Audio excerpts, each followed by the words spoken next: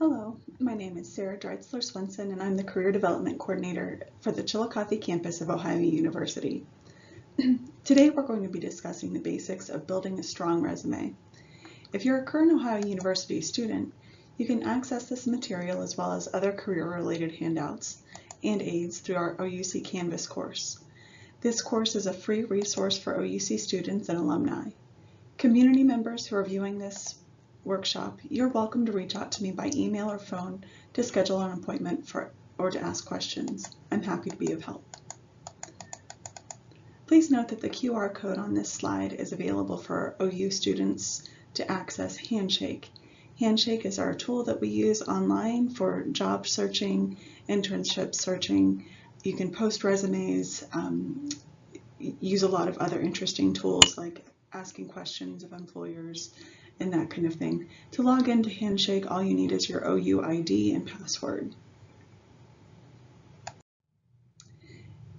You can either book an appointment with me through Handshake or reach out to me through Handshake, or if you're not a current OU student or just prefer to email or call, that's absolutely fine too. My email is dreitzler@ohio.edu. My phone number is on the screen, 740-774-7241. Of course, you can reach me through Handshake, and you can also find me on LinkedIn. So let's go ahead and talk about today's agenda. During today's session, we'll first take a look at how recruiters view your resume. Recruiters, hiring managers, and other HR professionals are our audience when we're applying to a job or internship, and having insight into what they want is a key to success.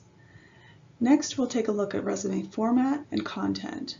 We'll go step by step through resume best practices for formatting, organization, and content. And finally, we'll dive into bullet point writing, which is often the most challenging part of creating a resume. The first time a recruiter or employer looks at your resume, it's usually around 10 to 15 seconds.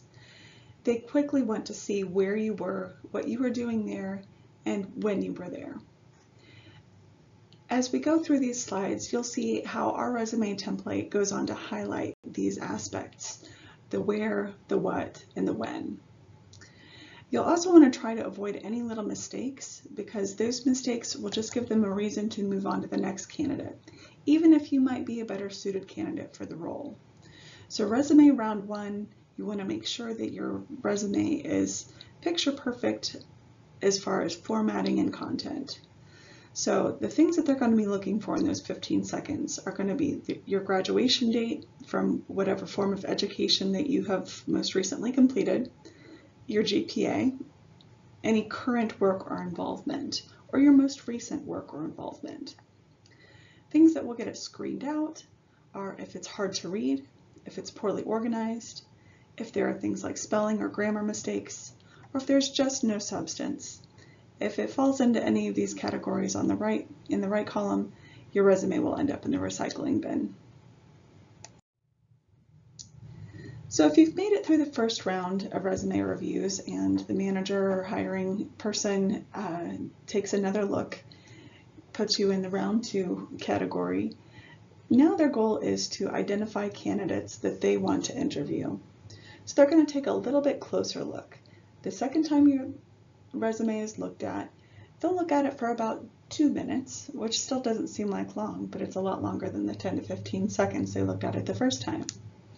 Here they're diving into the details a little more and trying to find what stands out about you as a candidate. What skills would you bring to the job or the company?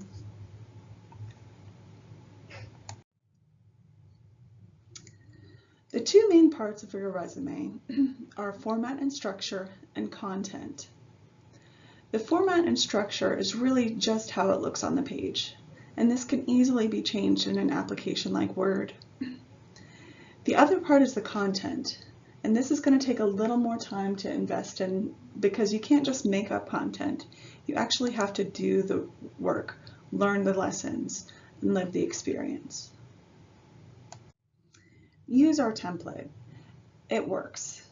We built it by working with companies and asking what they're looking for in a resume, so we know what works. If you have a unique resume need, such as a government resume, a creative resume, or maybe need a CV, be sure to schedule with a career coach for more customized help.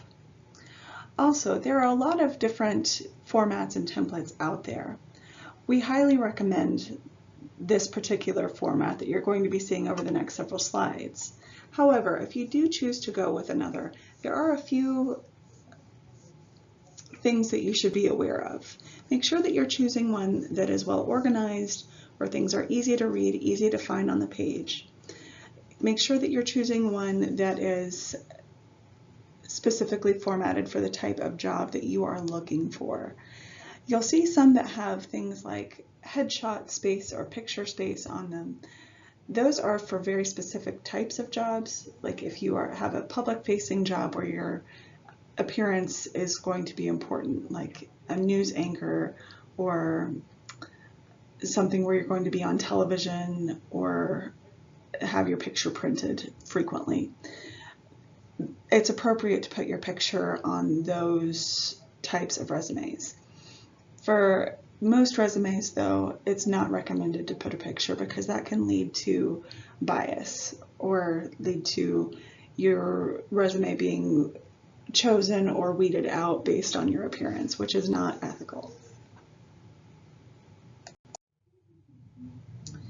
So let's talk a little bit about some formatting questions that are likely to come up as you are putting together your resume. How long should your resume be? It should be 1 page.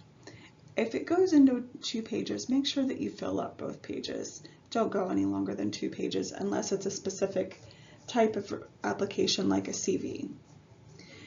Use 1/2-inch margins. Your bullet points should be a maximum of 2 lines. So your bullet points are where you're going to really describe the work that you did in each location. Keep it short to 2 lines, but you can have as many of them as you want. Your font size should be no smaller than 11 point. Make sure that it's easy to read on the page. Periods or no periods, it's really a matter of personal preference, but if you're going to use periods, make sure that you use them consistently, and if you're not going to use them, don't use them consistently. References. References should be included in a separate document. They do not go on your actual resume. Your grade point average, you can include your grade point average if you choose to, but only if it's above a 3.0. Your physical address, there are times when it might be appropriate to put your physical address on your resume, but it's not necessary. In our digital age, you're probably doing most of your communication with the employer through some sort of an electronic communication, email or a format like LinkedIn or Indeed, something like that. If you want to include your physical address, you can, and there are certain times when I would recommend it. If you're applying for a job that's very community focused and you want to make sure that the employer knows that you're a part of that community, you live there, you understand it there, it might be a good thing to have your address on there. Also, your LinkedIn address. If you've never used LinkedIn, I would highly recommend checking it out. LinkedIn is a great place to supplement your resume by highlighting some of the things that you have done professionally. It's a great place to post pictures of conferences that you've attended or trainings that you've completed or professional events that you have been a part of.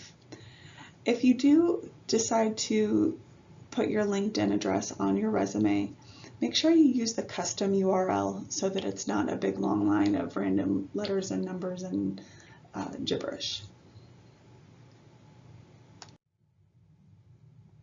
Okay, so this is what our recommended template looks like. Again, the notes that I'm going to give can apply to a large number of different templates, but we're going to use this one as our guide.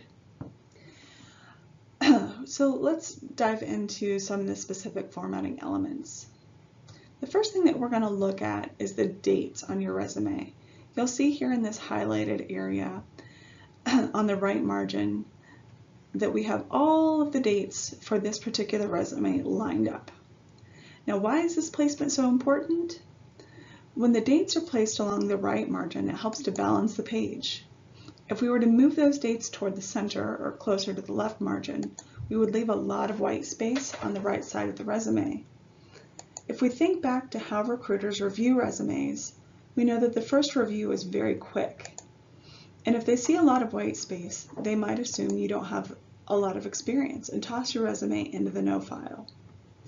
So let's take a look at the dates in the education section. If you're a current student, you would want to list your anticipated graduation date, followed by the month and the year you plan to graduate in. If you've already graduated, you would only list the month and year, like the example on the screen.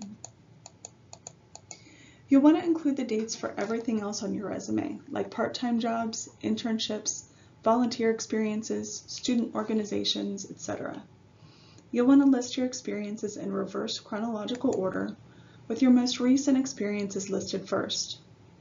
We'll talk about the different sections on your resume in a moment, but the reverse chronological order only applies within each section and not from the top to the bottom.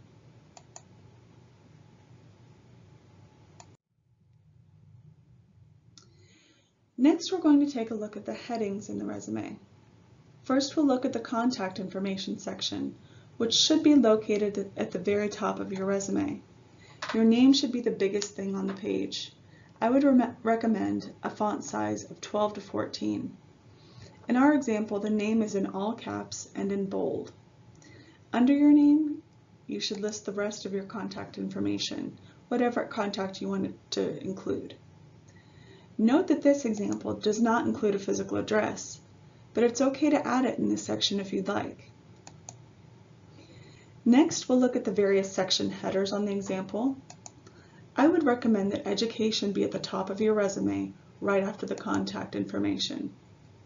In this section, you would list your degree, your majors, minors, certificates, your GPA, and any other education-related content. After education, we typically get into the various work experiences you've had, which could include internships, community service, employment, skills, honors, awards, etc. You want to format all of your section heads the same. I recommend section headers being 12-point font, all caps, and in bold. These types of formatting elements help to organize the resume in a way that recruiters expect to see information displayed.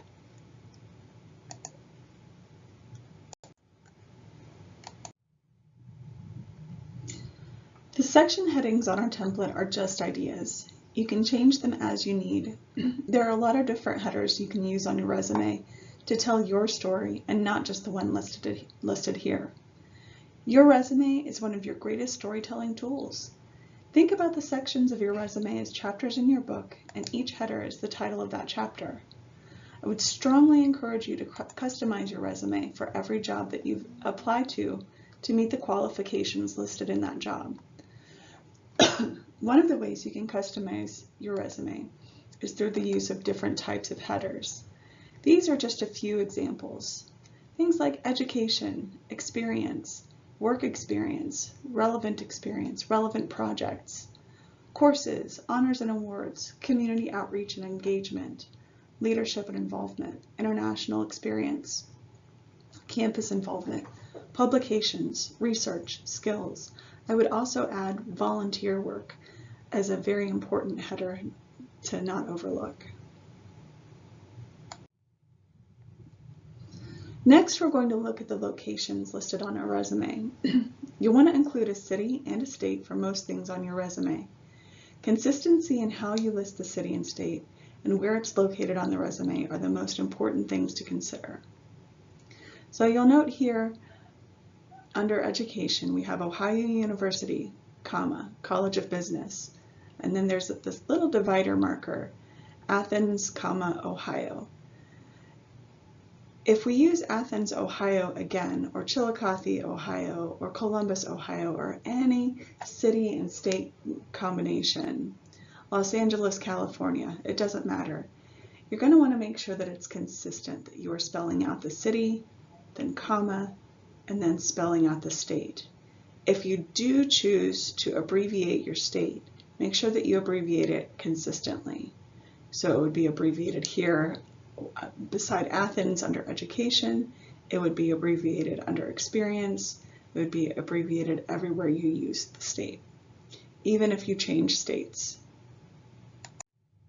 Our last formatting element that we're going to look at is the company or organization name and your title.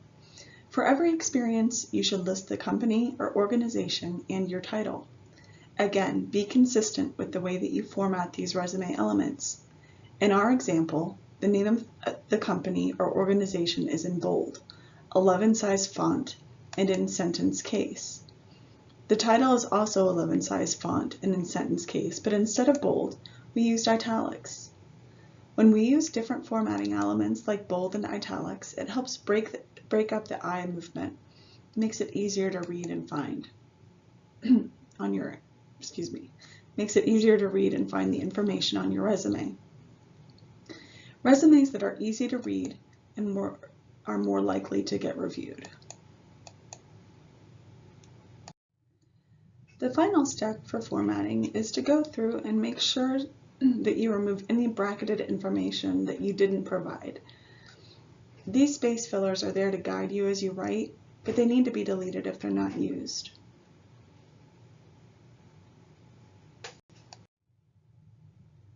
So we just talked about formatting. Now let's talk about content on a resume. So what should you include as far as content goes? Your high school achievements? No. Once you've entered the adult workforce or graduated from college, you really don't need to add your high school achievements unless they directly align with a job description. A purpose, objective, or mission statement? Generally, no. There was a time when having a purpose or a mission statement at the top of your resume was recommended.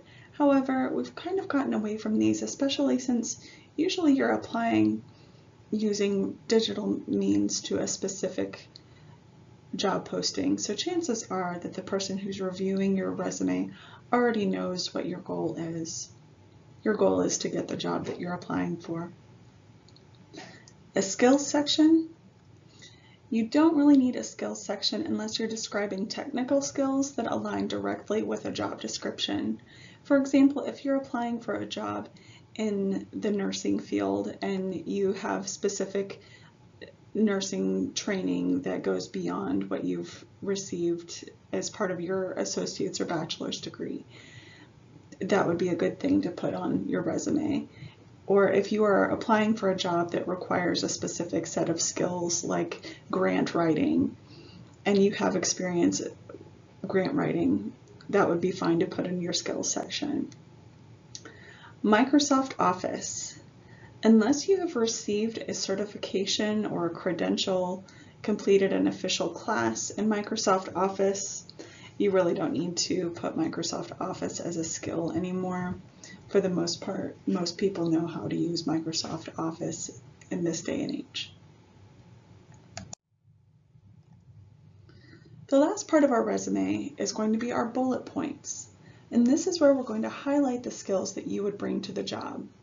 There are 3 types of bullets. Your 3 types of bullets are going to be duties, where you just list what you did day to day on the job. For example, oversee new membership drive and registration for sorority. That's an example of a duty bullet point, and it's pretty weak, not very interesting. Skills developed is the second type of bullet point. It's a little bit better than duties. Marketed sorority through social media and print strategy and accurately recorded the details of new members in an Excel database. Gives us a little more clear picture of exactly what the job entailed. However, if we want to really make our bullet points stand out, we want to focus on accomplishments. Increase new membership by 20% through social media and print marketing strategy and accurately recorded details in an Excel database. It gives a much more clear vision of not only the work that was done, the leadership that was involved, but also the result of those things. We want to start our bullet points with a past tense action verb. Avoid repeating the same word, but synonyms are okay. So you're going to want to look for really strong verbs, things like established, increased, prepared, collaborated. Think about what you did and then think of what is the best way that I can express what I did with a strong action verb. I can also provide you with a big list of action verbs that I like to use just to make sure that I'm mixing them up, making sure that they're a diverse collection of verbs. So, as we're getting started on your resume, we want to make sure that you're using strong and descriptive action verbs. If you have a copy of the job description or the job posting, keep it with you and pull verbs from the actual job description. Work smarter, not harder. Any chance you can, you want to show numbers, quantify your experiences and actions, using percentages, showing the frequency at which you worked, the number of staff or the team that you worked with, and any keywords or buzzwords from the industry are always good to have in your resume.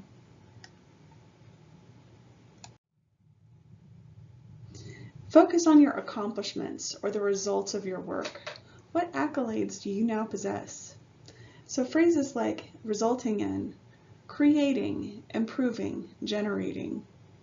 But you want to be specific. Focus on the skills, techniques, and knowledge that you have gained, and focus on the technology, tools, and assessments that you have used. Here we have a formula for a strong bullet point. The formula is basically 4 parts that we have color-coded here. What you did is coded red. How you did it is yellow. Blue is why you did it or who it benefited. And purple is the quantity. So here we have an example bullet point that's color-coded to show all of those elements. Analyze 6 months worth of sales data by efficiently utilizing Excel functions like VLOOKUP, presenting findings to supervisor that informed the project's next steps. It's a solidly written bullet point that focuses on accomplishment. And really, as you're going through your resume, you want to focus on the details. Make sure you use a variety of action verbs and diversify them. Focus on the tense, past and present. Be consistent within the same experience. So if you're writing about a job you had 2 years ago, make sure that you're writing consistently in past tense. If you're writing about your current work involvement, write in present tense. Check your grammar, commas, semicolons, hyphens. Make sure you break up your sentences where appropriate. Quantify things. Use numbers, percentages, actual numbers, or frequencies. Those are all great to use. We don't need to use I or my statements. Your resume is all about you, so we know who the main character is. No need to put it in there. Your headings. What to include is going to depend on your goal. For example, if you want to highlight your consulting experience, you can make that into a heading of its own. If you want to highlight your community involvement, you can highlight things like volunteer work, community engagement, boards that you have served on, that kind of thing. And make sure that the order of the bullet points under each piece of experience has a natural flow or is organized based on the position description.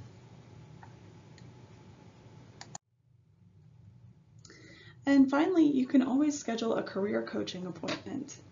I'm happy to work with you from start to finish. We can start on your resume together, brainstorm ideas, look at templates and formats if you're not happy with the one that we have recommended. I can edit and revise, or really just chat with you about what to do with your resume once you have it put together. This QR code will take you directly to my bookings page where you can schedule an appointment with me, or you can always reach out by email or phone. Thank you so much for joining me today. I really do look forward to hearing from both current Bobcats and community members.